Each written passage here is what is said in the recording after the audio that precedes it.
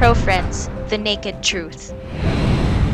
Cheryl Garcia, MS51023. Asking for refund due to delayed turnover. Unit status, constructed. Real issue, buyer failed to appoint co-borrower to reprocess loan, hence, cause of delay in loan takeout. Suggested solutions to address buyer's concern. Number 1, appoint a co-borrower to reprocess loan. Number 2, discuss with ProFriends through proper venue. Malaking bagay rin sa ProFriends na ang naipon at naipundar ng tulad mong OFW ay magbunga ng maganda na iyong panghahawakan habang buhay. Huwag sanang masayang ang pinagpaguran mo. Narito kami para tulungan ka.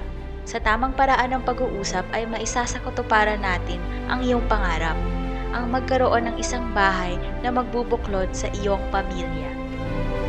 Magtungo sa aming tanggapan o di kaya'y tumawag sa telepono bilang 727-7000 para maunawaan ang tunay na kalagayan ng iyong account.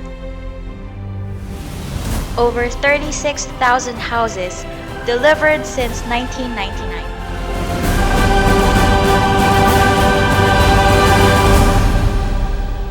ProFriends, creating communities, transforming lives.